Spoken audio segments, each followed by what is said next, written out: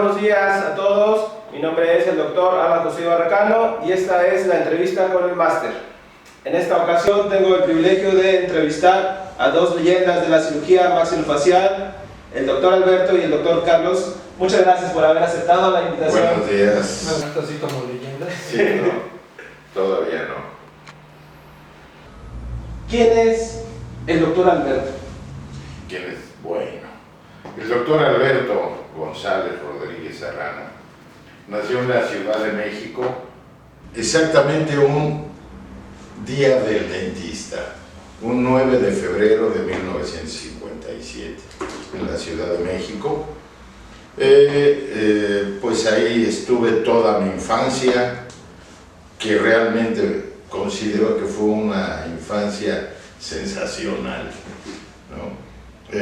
Estudié, como todos, la preprimaria, la primaria, la prepa, la universidad, que estuve en la Escuela Nacional de Estudios Profesionales Iztacala. Fui la segunda generación de La FES. de la FES Iztacala, y luego nos trasladaron a la clínica del Molinito y ahí cursamos pues el final de nuestra carrera, donde teníamos las prácticas.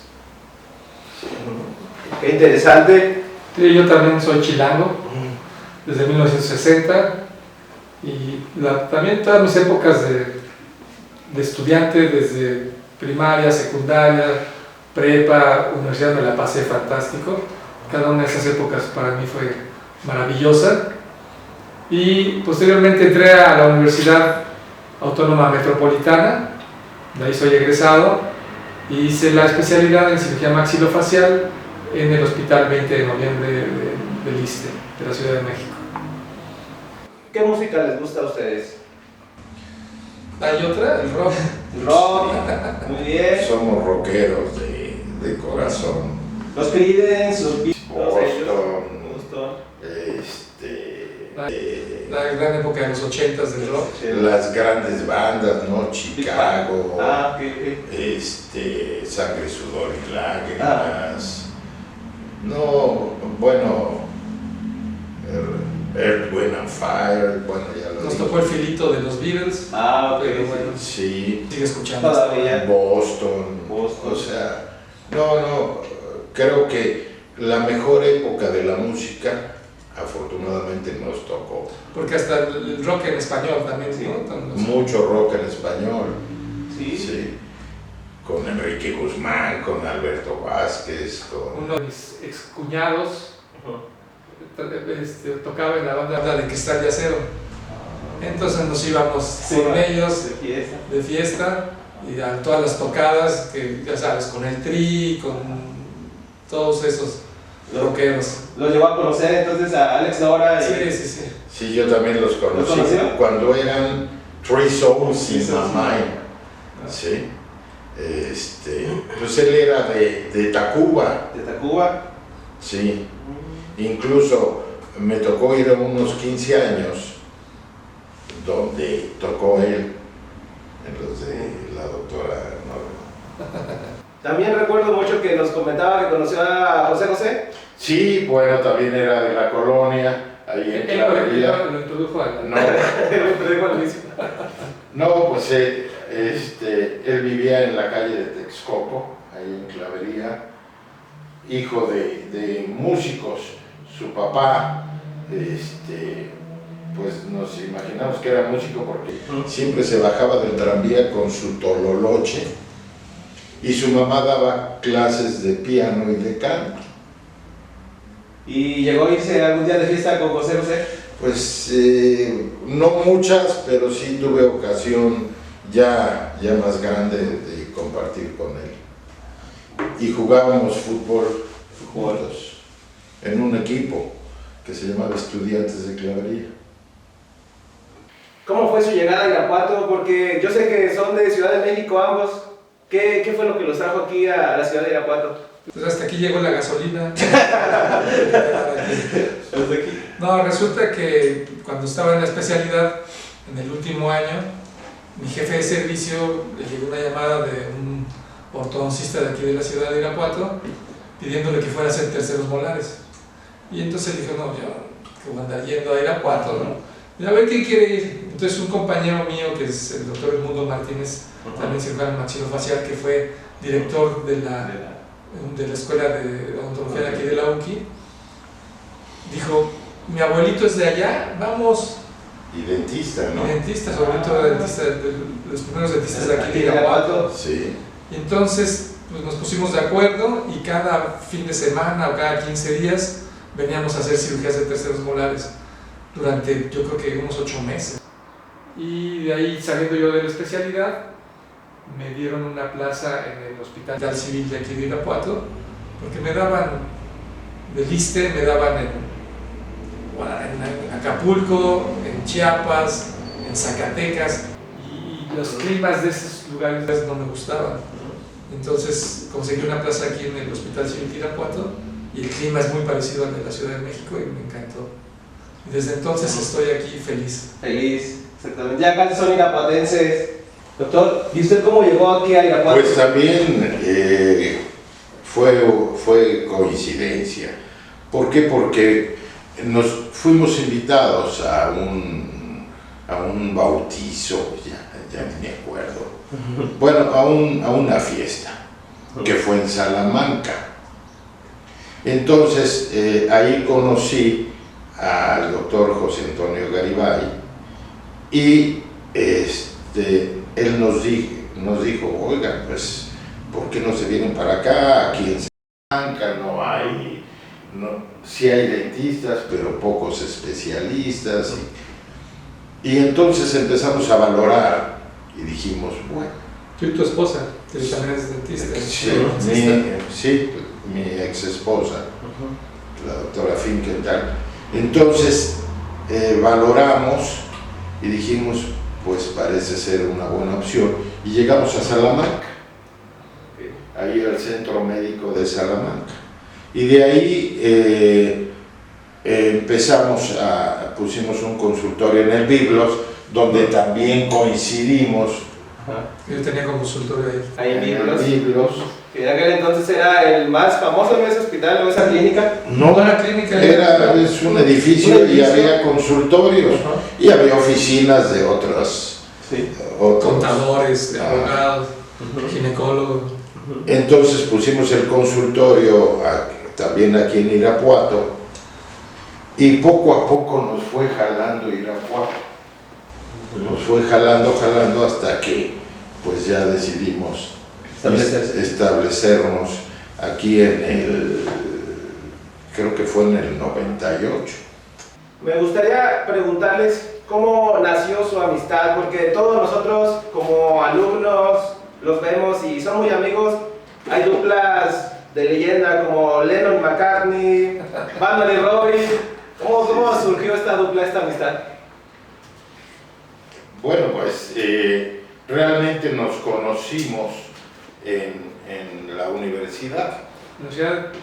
La UCI. En la Quetzalcóatl. Empezamos a convivir como docentes, ¿sí? Y fuimos pues cultivando la amistad hasta que llegó un momento en que empezamos a trabajar juntos en lo que es quirófano y algunos casos de consultorio complicados, y pues eso reafirmó más nuestra amistad, aparte de que coincidimos en algunos grupos sociales y pues todo eso fue reforzando. Sí, porque aparte, por ejemplo, en una cirugía, dos cabezas piensan más que uno. Siempre. Lo que a uno se le puede ir, al otro no. Entonces, siempre nos complementamos. Y 4 manos son más rápidas que 2. Continuando con la entrevista, me gustaría abordar ahora algunos temas ya más enfocados a la vida profesional, y me gustaría preguntarles ¿qué es la cirugía maxilofacial? Bueno, la cirugía maxilofacial abarca muchas cosas, todo con respecto al cuchillo, ¿no? Al bisturí. Vemos problemas de articulación temporomandibular, vemos problemas de dientes incluidos que están dentro de los maxilares, cirugías de terceros molares, cirugías de quistes, cirugías de tumores bucales, enfermedades bucales como tales, en fracturas, trauma facial, todo lo que son las fracturas de los maxilar superior como el maxilar inferior, órbita. Entonces todo lo que es hueso le corresponde al cirujano maxilofacial. Ya lo que son tejidos blandos probablemente al cirujano plástico en cuanto a trauma. Y en fin, son diferentes disciplinas que manejamos en cirugía maxilofacial. Muy bien. ¿Y por qué cirugía? Es una de las más difíciles. ¿Por qué cirugía? Pues yo creo que difícil, pues son todas, ¿no? Cirugía, ¿yo por qué cirugía? Como dijo el doctor Solís hace un rato, a lo mejor eran médicos frustrados, ¿no? Yo siempre desde chico me llamó la atención la medicina. De hecho, cuando yo entro a odontología, pues luego me enteré que había una especialidad que era cirugía. Entonces, pues me fui enfocando en eso, incluso con mis profesores, tanto de exodoncia como de cirugía, pues eran cirujanos. Sí, el doctor Takao Kimura Fujikami, que me dio exodoncia junto con su hermano Tadao, y el doctor José González Oliver y el doctor Vicente Guairán, cuando estaba terminando él su residencia, me dio el último año de cirugía y pues empecé a meterme en ese mundo y dije, pues de aquí soy, es lo que quiero. ¿Es una carrera estresante? ¿Es una especialidad estresante o se acostumbra el maxilofacial al estrés? Pues como uno de mis profesores decía, cada cirugía es un infartito. Entonces siempre hay estrés durante hasta cualquier procedimiento pequeño. Yo en sí estudié odontología por azares del destino y durante mi estancia en la universidad, uno de mis hermanos tenía un amigo que era cirujano maxilofacial en el hospital Rubén Leñero, decíamos Rubén me muero, porque el pobre hospital era de salubridad. Y entonces me dijo que si quería ir en mis vacaciones a hacer prácticas con el doctor Olivares Sosa, uno de los maestros de la cirugía maxilofacial. Y entonces, pues todas mis vacaciones de los últimos 2 años me las pasaba en el hospital Rubén Leñero y ahí fue que le encontré el amor a la cirugía maxilofacial. Pero yo ni dentista sabía qué iba a hacer. Ah, o sea que definió la especialidad antes de la carrera. No, más bien entré a la carrera por casualidad y después ya me gustó muchísimo la cirugía maxilofacial. Sí, yo también. O sea, entramos a odontología como de rebote, ¿no? De rebote. Eso es muy importante y por eso también mi siguiente pregunta sería, ¿el cirujano maxilofacial nace o se hace? Yo creo que hay que tener estómago para hacerlo, pero se hace. Se hace, pero creo que también naces ya con algo de, ¿no? Pues te digo, hay que tener estómago para soportar, ver el sufrimiento de la gente, la sangre, retos importantes. ¿Por qué es una especialidad donde es más de hombres que de mujeres? ¿Por qué hay menos matrícula de mujeres? Ya en la actualidad hay muchas mujeres, pero en un inicio, pues como en todas las carreras, le daban preferencia a los hombres. De hecho, en la selección de alumnos le daban preferencia a los hombres por situaciones como se manejaba de que se embarazaban y dejaban de estudiar, o se enamoraban y se iban con el novio, en fin. Pero ya en la actualidad hay muchas mujeres muy competentes.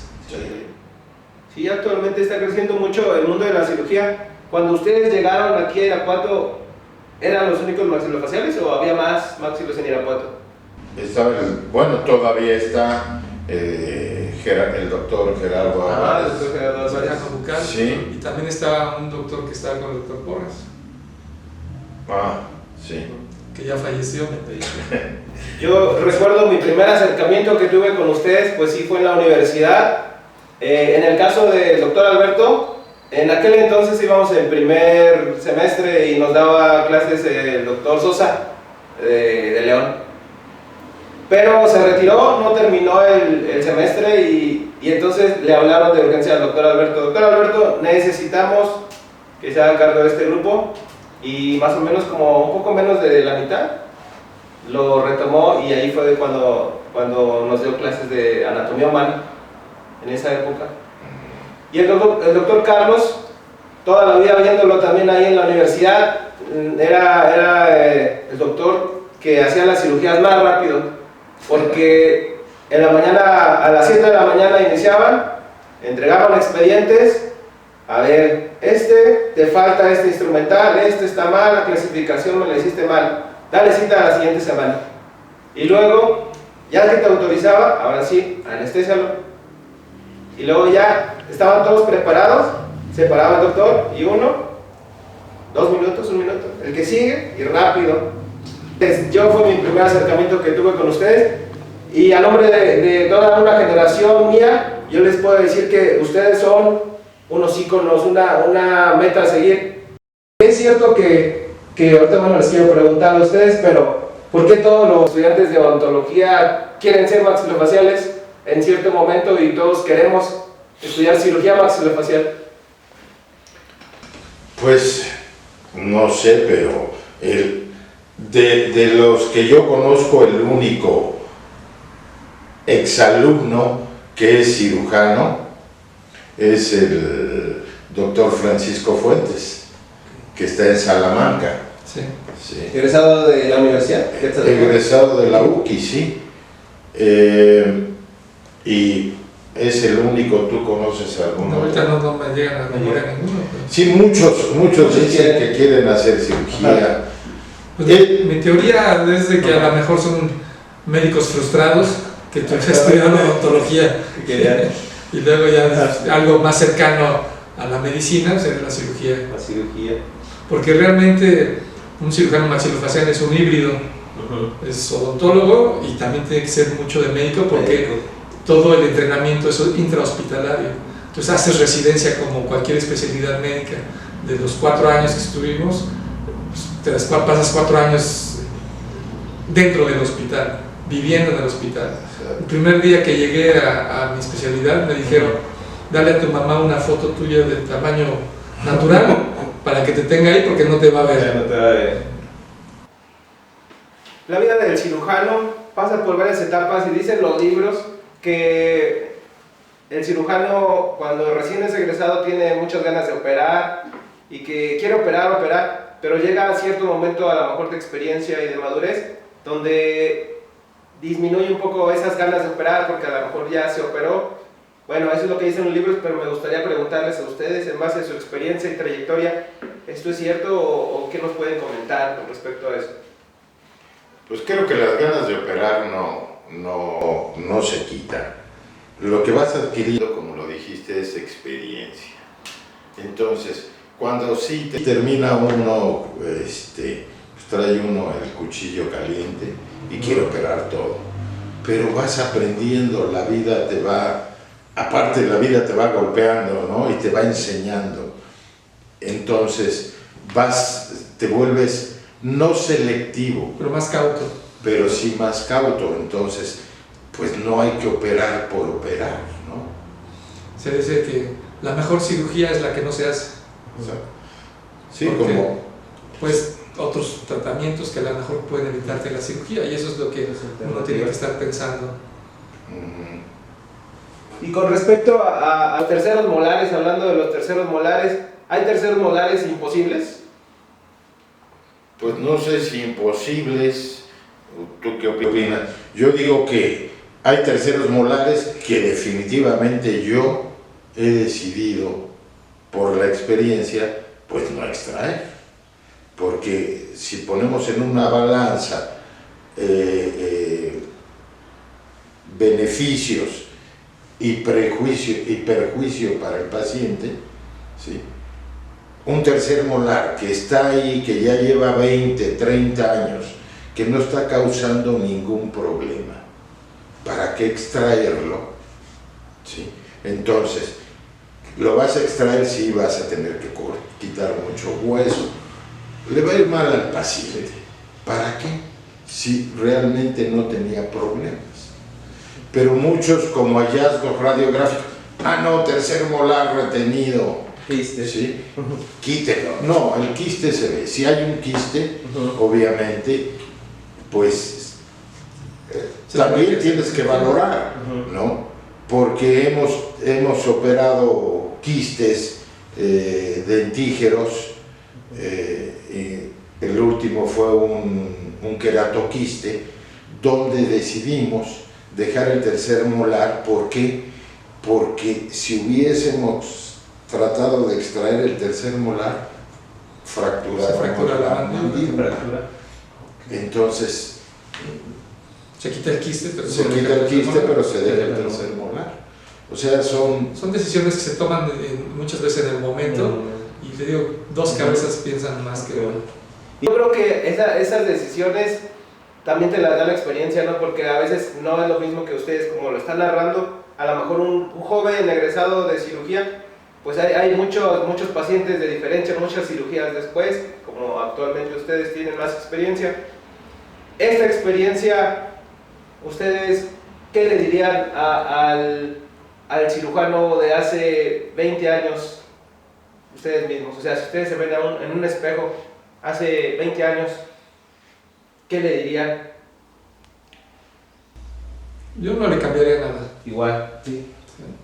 Pues posiblemente que se llevara las cosas más tranquilas, ¿no? Sí. En mi caso, por ejemplo, yo parecía taxista, ¿no?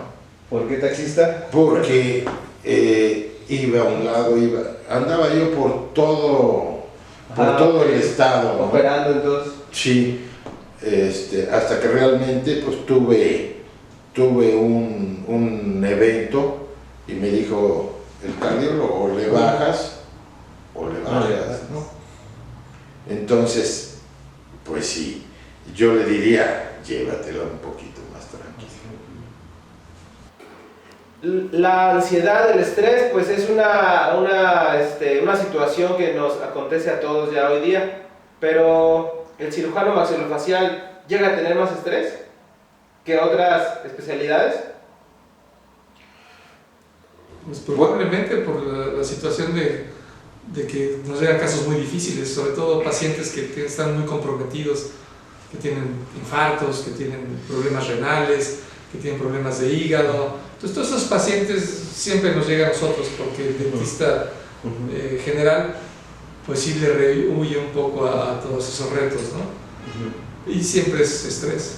Sí, y aparte también nos llegan pacientes muy toreados, que ya los vio un dentista general, que ya los vio un médico, que ya los vio X, Y o Z, ya llegan muy toreados, y aparte de los toreados, se perdió mucho tiempo. Entonces nos ha tocado algunos pacientes en hospitales muy complicados porque son infecciones muy graves. Porque se perdió mucho tiempo. ¿Les ha llegado mucho pacientes con la angina de Ludwig? La angina de Ludwig como tal, ni es angina ni es de Ludwig, pero bueno, son unas infecciones que se encuentran en el cuello bilateralmente y en el centro del cuello cuando se da la infección. Entonces los médicos, cualquier infección que hay cerca de la mandíbula dicen que es angina de Ludwig. Sí, y realmente pocas son anginas de Ludwig. Creo que nos han tocado como 2, ¿no? Y la verdad es que esos pacientes sí son muy complicados porque están muy comprometidos médicamente, y decían los libros, afortunadamente ya no es como tal, que el 50% de sus pacientes fallecían. Actualmente ya es mucho menos porque ya tenemos mejores antibióticos y mejores técnicas quirúrgicas para tratarlos. Hay algo que nosotros los odontólogos y especialistas a veces vemos, un tercer molar que es muy sencillo, que es fácil, un tercer molar. ¿Por qué los terceros molares son tan engañosos? Porque a veces tú lo ves y dices, pues este va a ser tonto. Y a la hora estás iniciando todo, no se mueve y no se salió. Porque hay una explicación. Los terceros molares no tienen palabra. No es eso, sino que depende de muchos factores, principalmente el hueso que los rodea. Si está anquilosado el diente o no. Eso, anquilosado significa que esté pegado la raíz al diente, al hueso, perdón. Y entonces se va a complicar todo. Sí, los terceros molares retenidos en mal posición, como no tienen el estímulo propioceptivo que le da la masticación al ligamento periodontal o la membrana periodontal, se va perdiendo, y el hueso alveolar con el cemento radicular son biocompatibles, o sea que se unen químicamente. Entonces eso empieza a la anquilosis, empieza a dificultar la cirugía. Otro factor que yo tomo mucho en cuenta es la forma de la raíz, el análisis y el estudio radiográfico, ¿verdad? Muchos de esos molares se le llama hipercementosis. Entonces la raíz está más gruesa de lo normal y entonces no cabe en el hueco para hacer la extracción y por eso se complica. Fíjate que yo últimamente a mis alumnos les decía yo que el estudio radiográfico, el análisis de la radiografía es de suma importancia. Porque, y utilizaba yo una frase, ¿sí? El que no sabe lo que busca, no comprende lo que encuentra. Entonces, si tú no analizas perfectamente una radiografía, pues ahí pueden comenzar los errores. ¿Por qué? Porque el diente lo vas a tener que partir de diferente forma, o vas a tener que quitar más hueso de tal lado, dependiendo. Sí, muchas veces se meten a hacer cirugía o extracciones de terceros molares sin siquiera tener una radiografía. Entonces no analizan el caso. Eso es lo que muchas veces, a veces como recién egresado, que tienen ganas de operar y demás, pero si no tiene uno el conocimiento o la experiencia, pueden ocasionar algunos problemas. Y aunado a eso que nos menciona de los alumnos, ¿cómo ven estas nuevas generaciones? ¿Ustedes cuántos años de experiencia tienen? Porque también son maestros, también profesores, han formado a muchas generaciones de odontólogos. ¿Cuántos años de experiencia tienen como docentes? Pues desde antes del 90, entonces imagínate. ¿Más de 30 años? Más de 30 años. Yo tengo 37 años, ya dejamos eso. Ya dejamos eso por el momento, porque estamos planeando, bueno, junto contigo, un diplomado de implantes. Exactamente. Implantología oral. Exactamente, y ahorita vamos a ir hablando de ese tema, del nuevo diplomado que vamos a abrir con los dos grandes cirujanos, leyendas de la cirugía maxilofacial. Pero en un momento vamos a hablar más de este tema. Y para cerrar esta parte de la vida profesional, ¿algún mensaje que quieran decirle a las nuevas generaciones de odontología? Híjole, que estudien, porque la verdad, estos últimos años yo sí me fueron decepcionando un poco. ¿Por qué? Porque los alumnos ya no tienen la dedicación, ya no tienen las ganas de... Sí. Si no, entran y ahí se la van llevando. Entonces, tú sabes que la odontología es estar siempre al día y actualizado. Sí. Lo que hoy funciona, mañana ya salió algo mejor. No tanto en la cirugía, pero en la odontología general sí. Entonces hay que estar constantemente actualizándose. Y es por eso que los diplomados son excelentes, porque un diplomado te puede actualizar en ciertos tópicos en donde no tenías idea, o bien tienes alguna idea, pero te puede ayudar a desarrollarte mejor. Entonces, un odontólogo que no se está actualizando es un odontólogo que se va a quedar estancado. Muy bien, muchas gracias, doctores, por aceptar esta entrevista. Espero que el público odontológico les guste y los esperamos en el próximo capítulo, la entrevista con el máster. Muchas gracias. Buenos días. Gracias. Sale ya, Gracias. Gracias.